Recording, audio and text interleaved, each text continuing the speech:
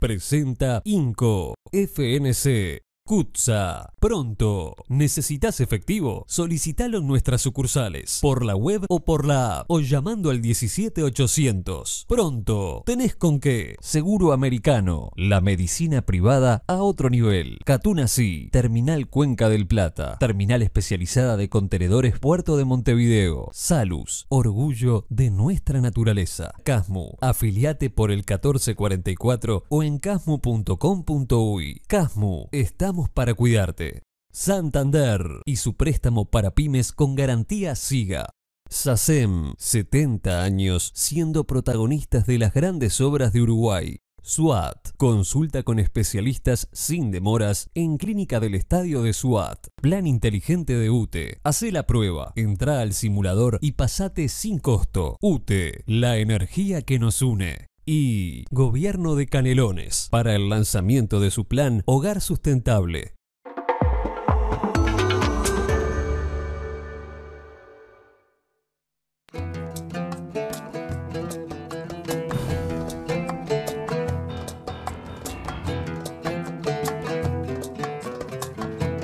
Buenas noches, gracias por estar ahí, estamos en La Mira, estamos en BTV.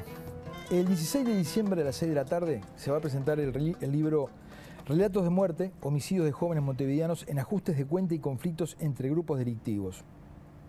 Es un trabajo de Gabriel Tenenbaum, Mauricio Fuentes, Nilia Viscardi, Ignacio Salamano y Fabiana Espíndola. El trabajo reconstruye las historias de vida de los adolescentes, de las adolescencias asesinadas en enfrentamientos entre grupos delictivos, realiza un análisis estadístico espacial de las comunidades afectadas por la criminalidad y la vulnerabilidad social, pone en discusión el concepto de ajuste de cuentas como motivo o circunstancia precipitante de los homicidios e indagan las creencias, percepciones y moralidades de las comunidades sobre las violencias, los grupos delictivos, la policía, las muertes, las venganzas, el sicariato, los jóvenes y la masculinidad. Y tenemos el gusto de estar hoy con dos de los autores de esta investigación. Nilia Viscardi, socióloga, muchas gracias Nilia por estar. Gracias a vos, Gabriel. Mauricio Fuentes, licenciado en Educación, muchas gracias por estar. Gracias. Qué trabajo bien importante este, ¿no? Cuando todos los días estamos viendo en televisión muchachos muy jóvenes, muertos además en circunstancias espantosas, con 20 tiros en el cuerpo, mutilados, desaparecidos, quemados, ¿no? Es un fenómeno exclusivo de la periferia este. Es un fenómeno que se repite mayormente en la periferia, si tu pregunta refiere al Uruguay. Al Uruguay, sí. Es allí, digamos, donde se concentran un conjunto de condiciones estructurales de diferente corte, evidentemente siempre el fenómeno económico, la ausencia de trabajo y a su vez el desarrollo de redes ilegales en las cuales se produce una economía del delito que permite el acceso al dinero siempre necesario para vivir y que las personas van a seguir buscando y necesitando. Varios relatos dan cuenta de la valorización del trabajo, pero evidentemente los trabajos legales disponibles apenas permiten la subsistencia y para muchos de los niños, adolescentes, jóvenes, adultos que allí viven, el acceso al empleo formal es muy difícil. Elementos culturales vinculados a los valores, a las normas, a las moralidades que nosotros abordamos, a las instituciones, la realidad de las instituciones educativas, la dificultad que tiene aún hoy en Uruguay los primeros años del ciclo básico de enseñanza media de retener a los adolescentes vulnerables y en este sentido los relatos y las trayectorias que abordamos muestran, digamos, casi que una inmediatez entre una salida de la escuela primaria, un ingreso al liceo, a la UTU, frustrado, sea en un proceso inmediato en que el adolescente desiste, es expulsado, o en un proceso de 1 o 2 años, que, digamos, se asocia en las vidas de los adolescentes a la entrada en una adolescencia que rápidamente cataliza en hechos delictivos que terminan cobrándose las vidas de estos adolescentes, vidas ya sufridas. Hablabas de balas y digamos, hemos indagado diferentes vidas, hemos profundizado en 4 relatos en particular, en 2 de ellos, antes de la muerte, ya había trazos de balas, de heridas, y eso muestra de alguna manera el nivel altísimo de violencia en que estos niños y adolescentes han crecido, y lo que es nuestra perspectiva. Difícil de explicar cuando la gente piensa en el problema del homicidio en términos de la mirada individual y del caso a caso, que hace difícil comprender las determinantes estructurales, como se le llama en ciencias sociales, lo que pesa sobre el individuo, lo que el individuo no puede resolver y lo que hace que aunque él se sienta protagonista, valiente, desafiante, aún en su violencia es víctima de un contexto que él reproduce y que difícilmente logra vencer o logra salir de él, ¿no? Estaba viendo que la mayor parte abrumadora en Montevideo de este tipo de homicidios se concentra en 4 municipios que conté más o menos, son 65 barrios más o menos, hay en Uruguay más o menos unos 180.000 niños, creo, por debajo de la línea de pobreza. Hay algunos estudios académicos que indican que, bueno, quizá enancado en eso de que no todos los pobres son delincuentes, no hay un vínculo directo entre pobreza y violencia y delincuencia, ¿no? Cuando en realidad el 98% de los presos que están en las cárceles son todos provenientes de barrios pobres. ¿Ustedes ven que la pobreza es un factor permanente y determinante en este asunto de las muertes? Es una razón, hay una razón que sí podemos establecer. Esto que tú decís es real. Nosotros tomamos 52 casos de adolescentes que fueron asesinados en Montevideo entre los años 2015 y 2019. De esos 52 homicidios, la absoluta mayoría fueron en municipio A, municipio D, municipio F, municipio G, y dentro de esos municipios en los barrios con mayor cantidad de indicadores de vulnerabilidad social. Creo que más allá de la pobreza, lo que evidentemente sí condiciona, pero lo que es interesante pensar es en qué medida en estos territorios se genera una estructura de oportunidades para las y los adolescentes que termina desembocando en redes delictivas. Porque como tú decías, hay 180.000 niñas, niños y adolescentes en situación de pobreza y no los 180.000 incurren en situaciones delictivas o de violencia. Entonces, si la pobreza por sí sola fuera explicativa, tendríamos índices mucho más altos todavía de criminalidad. Entonces, en ese sentido, me parece que la pregunta interesante es ¿qué significa ser hoy adolescente en un contexto de pobreza? ¿Cuáles son las oportunidades que la sociedad está estableciendo para los adolescentes que viven y crecen en contextos de pobreza? Porque en definitiva en la adolescencia hay un deseo de ser alguien.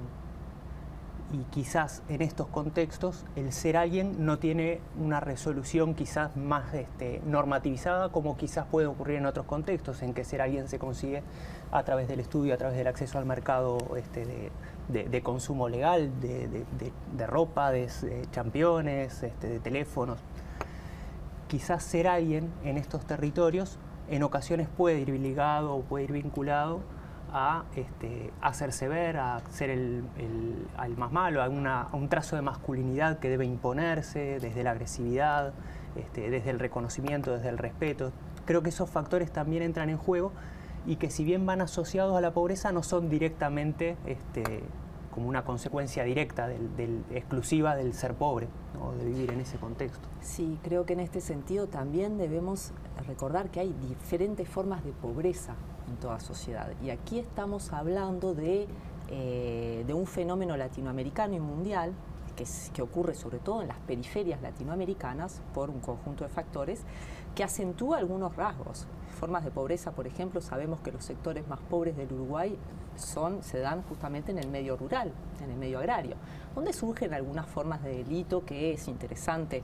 Hay un problema de seguridad agraria también, ahí está la cuestión de los abigeatos, pero no involucran estas formas. La violencia urbana tiene otras características. Exactamente, entonces no se trata de la pobreza como un paquete. Ahora sí, entre otros, aquí hay formas de pobreza por el tipo de cuestión económica que está en juego en la constitución de la ciudad y de las formas de vida que vincula altamente con los intercambios en los cuales el cuerpo se pone en juego para obtener determinados bienes. Ahora, justamente la relativización no tiene que ver con la pobreza sí o no, sino con las formas regionales, municipales, geográficas, que adopta la pobreza en una sociedad determinada. Pero son todos pobres. Sí, la mayoría de los adolescentes que hemos trabajado y quienes más usan la violencia física y ponen en juego su cuerpo son los adolescentes pobres. Uno va a ver, por ejemplo, formas de riqueza vinculadas al tráfico de drogas, al delito, al lavado de activos, en las cuales las personas que participan activamente en un lugar u otro de la escala no ponen en juego su cuerpo porque tienen otros capitales para, digamos, presionar, hacer uso de la violencia, pero una violencia simbólica, una violencia económica, a través de terceros, contratando sicarios.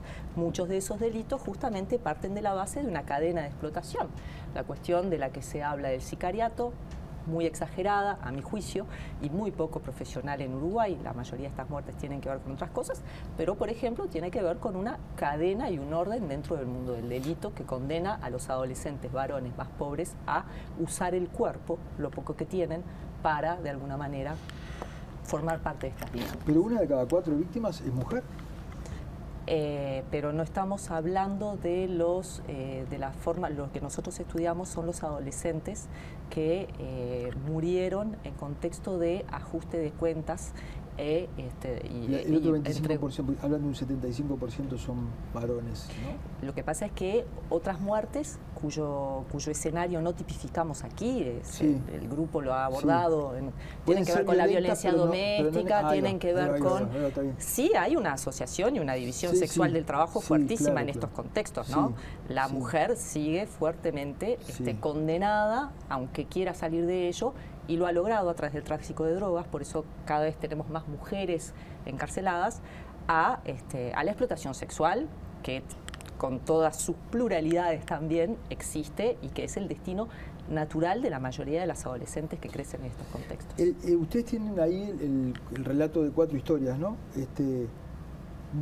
Vos mencionaste recién el abandono escolar, ¿no? O que pasa en el liceo. ¿Cuál es el leitmotiv de esas historias, el relato? ¿Qué ustedes ven en ese periplo vital tan corto? A ver, son 4 historias que pudimos ver bien en profundidad como siguiendo una línea de vida. Nosotros tomamos una base de 25. Por ejemplo, en función de lo educativo, de los 25, un elemento bien importante. Nosotros hicimos pedidos de información a organismos educativos. 8 se inscribieron en educación técnico-profesional, a modo de ejemplo. De esos 8, solamente 2 avanzaron por encima del primer año. Y la mayoría tienen reinscripciones sucesivas en el primer año. Otros 15 se anotaron en el liceo, y de esos 15, 13 no lograron pasar el primer año. O sea, evidentemente el indicador educativo es bastante visible. Pero a su vez esto que traías, ¿no? El hecho de que tengan el común denominador de haber vivido en este tipo de territorios, municipios A, D, F y G, y en algunos barrios específicos. Hay barrios concretos en los que en un radio de 10 cuadras a la redonda encontramos 6 homicidios entre 2015 y 2019, en un radio muy, muy pequeño. Gurises nos relataban concretamente que desde temprana edad se acuerdan de los tiroteos en el barrio, gurises que, por ejemplo, con 15 o 16 años ya tienen registros de 7 u 8 personas cercanas a ellos que han sido asesinadas. Entonces, estas constantes también van generando una forma de vincularse con los demás, van generando una forma de entender el mundo, van generando una forma en la que se comprende cómo se actúa en una determinada sociedad. Estos son algunos elementos, pero obviamente cuestiones de asociadas al mundo del empleo, de referentes familiares, obviamente en muchos casos hay desempleo, en algunos casos no, en algunos casos hay una inserción laboral formal, pero también es en situaciones de precariedad. Y lo que sí encontramos, quizás como algunos matices, son algunas diferencias territoriales en cuanto a las redes o las formas de circulación de los adolescentes en su modalidad de insertarse quizá en los grupos delictivos. Una cosa es lo que ocurre más en la zona oeste de Montevideo, y entendemos que hay algunos matices con lo que ocurre en la zona este,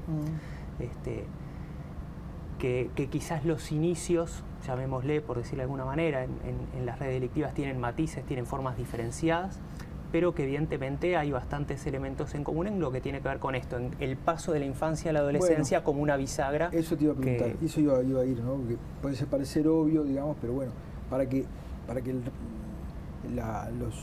los televidentes puedan entender eso, que bueno, que en las clases integradas el paso de la niñez a la adolescencia implica un montón de cosas, ¿no? Acá también eso se da y tiene que ver con lo que termina pasando con los adolescentes. Lo que termina pasando con los adolescentes, quiero hacer un paréntesis cuando hablamos de las muertes, y en el libro se menciona la palabra necropolítica, ¿no? Sí. La necropolítica, es decir, es tal la regularidad de estas muertes, tal la repetición sistemática de estas formas en las cuales se encadenan las consecuencias estructurales, sociales y económicas. Y hay tanta falta de políticas, es decir, así, por ejemplo, cuando uno ve una epidemia, se hace todo para reducir las causas de esa muerte. Y se habla de necropolítica cuando justamente la política de la muerte es, por ejemplo, dejar que estas muertes sigan ocurriendo. Hay una naturalización. Hay una naturalización que no tiene que ver con una mala intención o con una cuestión, digamos, premeditada, pero justamente que requiere de insistir y tomar conciencia de estas muertes, insertar y generar otros discursos muy difíciles, porque creo que cuando escuchamos las noticias, una parte de la escenificación, una parte importantísima de las noticias es la difusión de adolescentes que matan y que son responsables de homicidios, con lo cual, digamos, se constituye todo un discurso social que los observa a ellos como lo que son en ese instante, y son violentos.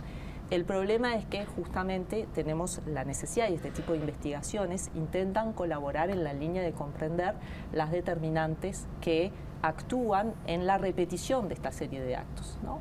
No hay forma de que una perspectiva individual resuelva el problema. Solo respuestas de corte social, económico, estructural pueden hacer que los adolescentes no maten y las personas dejen de ser víctimas de este tipo de violencias, porque indirectamente todos nos encontramos en la misma sociedad y por lo tanto, de un modo u otro, vamos a sufrir los efectos de estas condicionantes.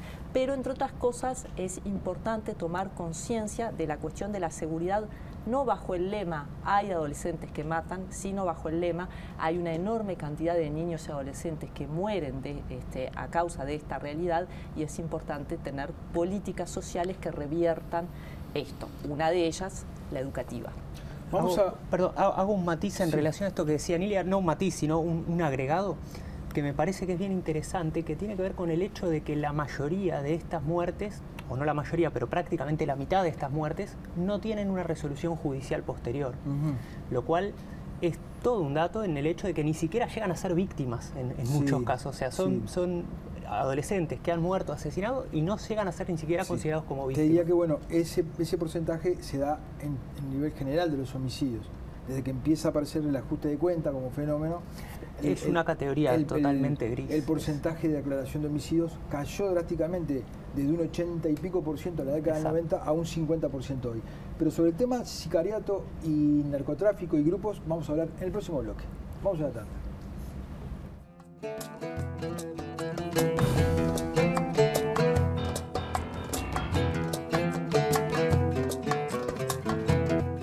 Es una presentación de Banco Santander y su préstamo para pymes con garantía SIGA. Santander, el banco que banca a las pymes.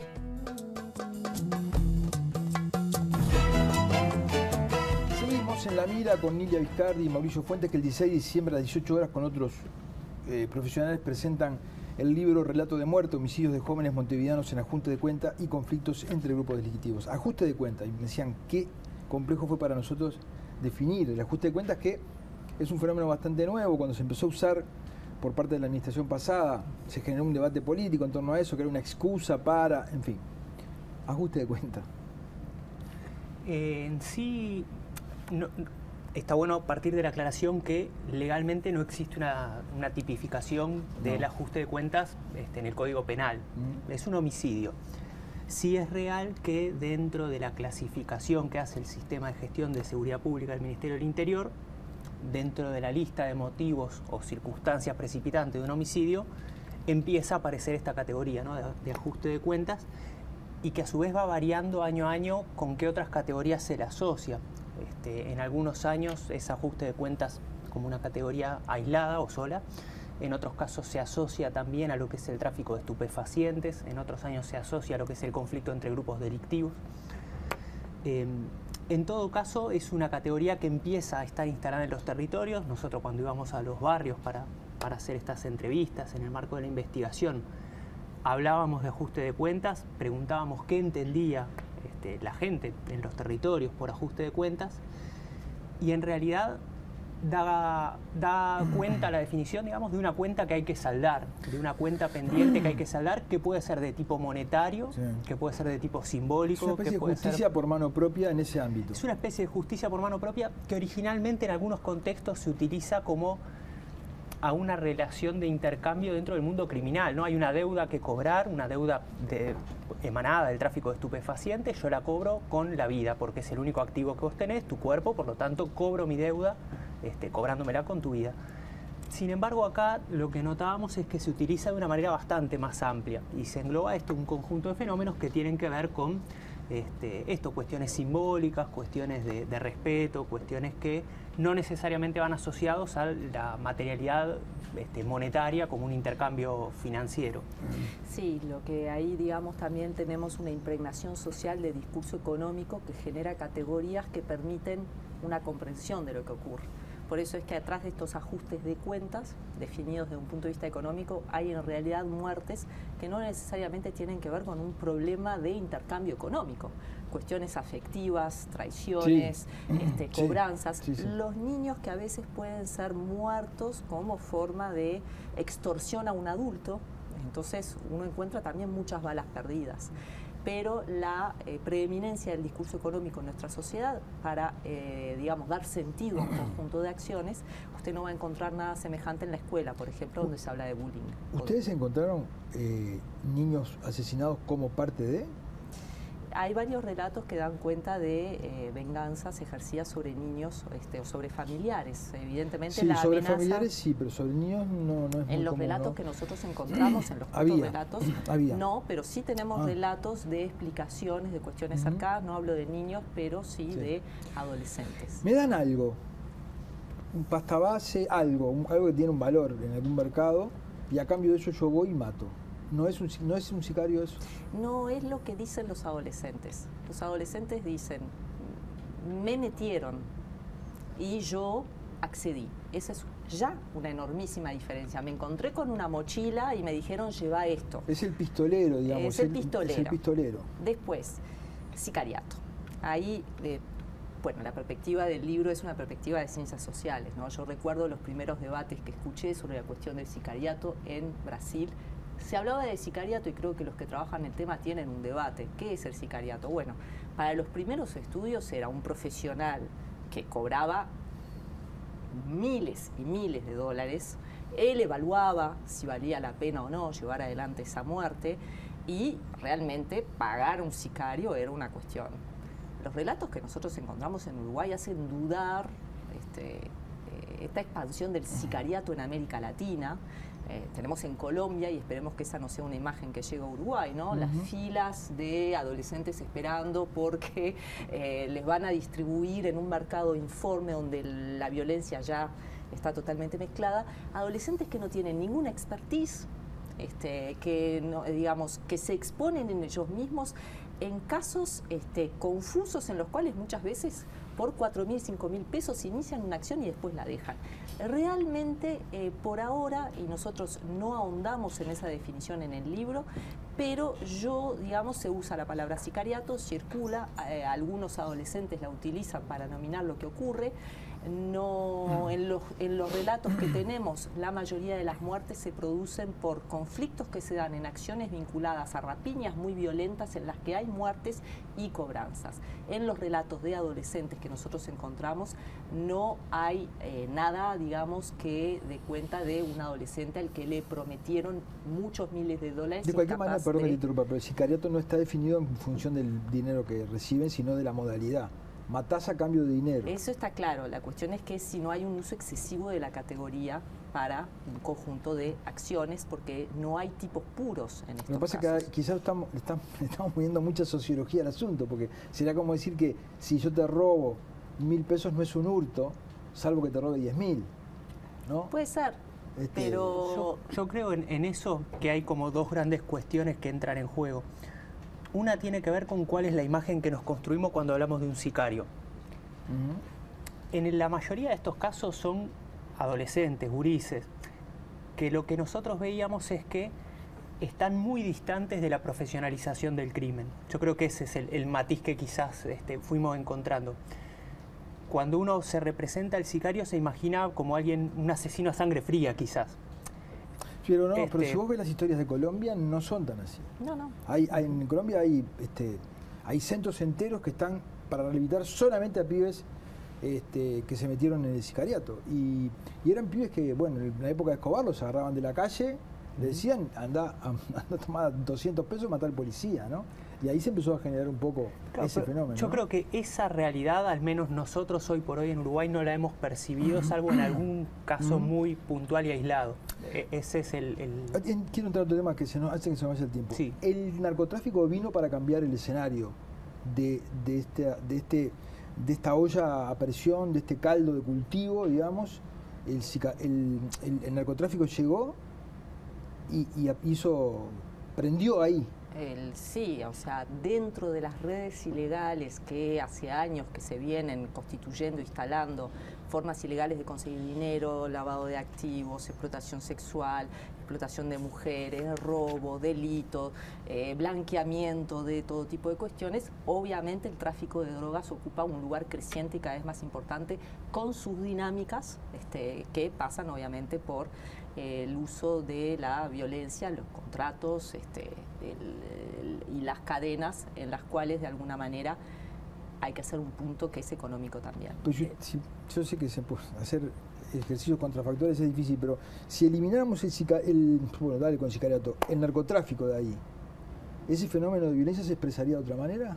Si lográramos que no existieran redes ilegales económicas, sí. El problema es que justamente la falta de formalización, la falta de empleo conlleva el desarrollo a nivel social de formas de intercambio ilegal que es tráfico de drogas y puede ser otra cosa, porque esto no se piensa en sí, esto se piensa en una sociedad en la cual este tipo de prácticas se reducen cuando hay trabajo, empleo, inserción formal, escuela. No hay un grado cero de la violencia, un grado cero de la ilegalidad. Lo que hay es un nivel en el cual el avance del mundo del empleo, de la formalización del Estado y de la protección permite que retrocedan estas formas ilegales que son cada vez más crueles y salvajes y ocupan cada vez más espacio. Y un elemento que también está asociado más allá del incremento quizás que tiene la problemática del narcotráfico y que va muy asociado a la realidad con la que nos encontramos tiene que ver con el gran uso de armas que hay en Uruguay en este momento y la facilidad del acceso a armas a través del mercado ilegal. Los estudios más recientes dan cuenta de que hay un arma cada 3 personas en Uruguay.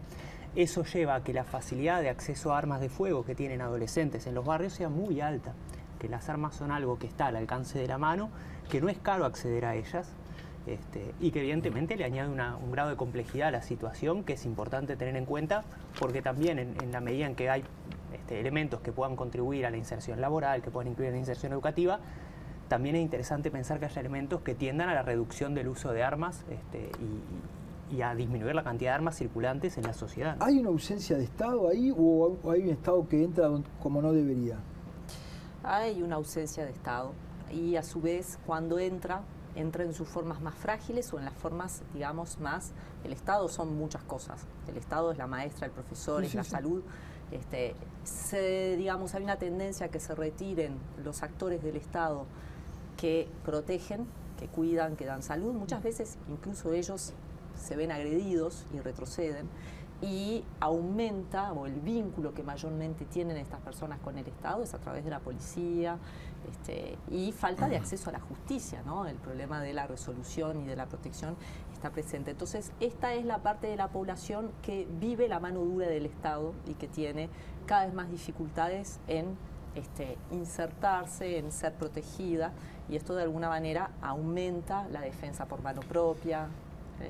El hecho de que, lo que hablamos hoy, de que se han visto muy claramente en su papel de victimarios, que lo son, pero no tanto en el de víctimas, ¿les parece a ustedes que ese es un factor y qué más que hace que se genere una falta de empatía de la sociedad hacia eso, la naturalización, en fin, ¿no? Muere un muchacho de 18 años de un barrio más integrado y esto es un drama nacional, y cuando están muriendo como moscas ahí muchachos de la misma edad, ¿no?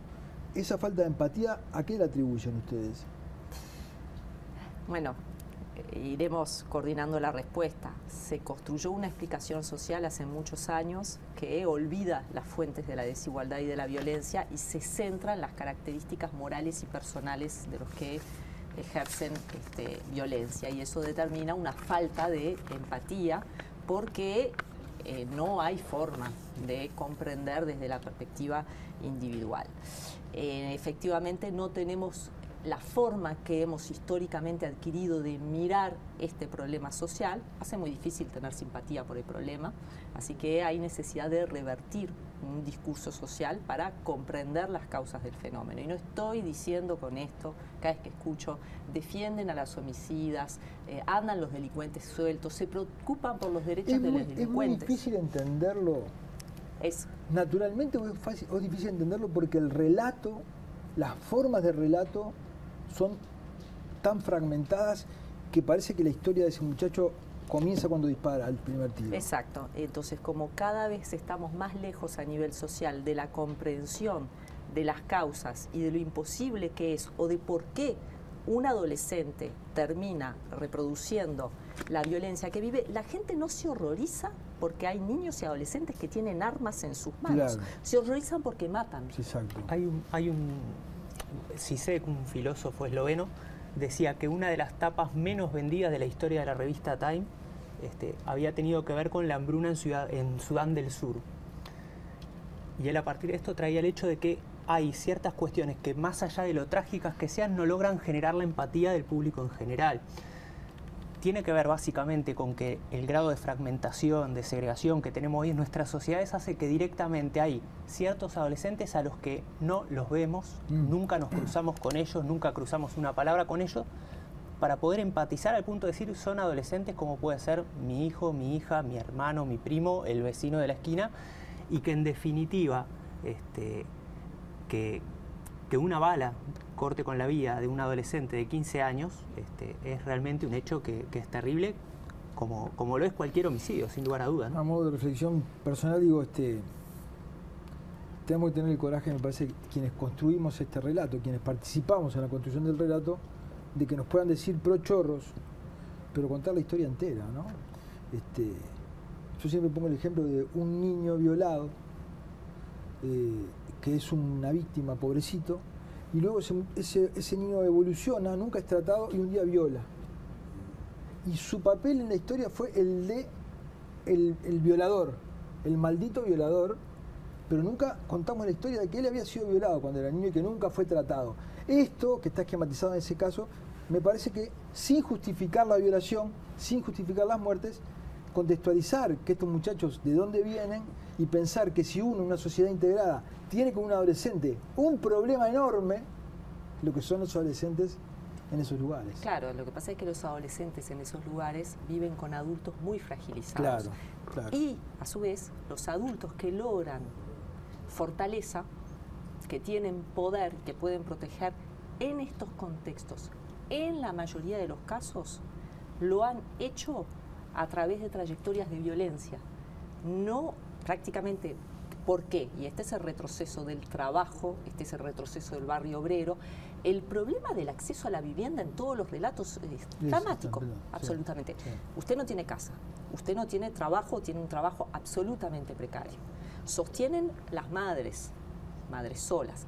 Entonces la contracara de este adulto violento es o un adulto extremadamente fragilizado que no puede sostenerse a sí mismo, o un adulto poderoso que es el ejemplo del éxito, pero que lo ha logrado en ese contexto por vía de la violencia. Entonces hay una... Tenía un montón de... No hice ninguna pregunta, la que tenía anotada casi. Les pido disculpas porque no hay más tiempo. Les agradezco el trabajo realmente.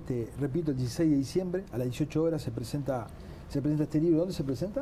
En la Facultad de Ciencias Sociales. ¿Se puede seguir por Zoom o algo así?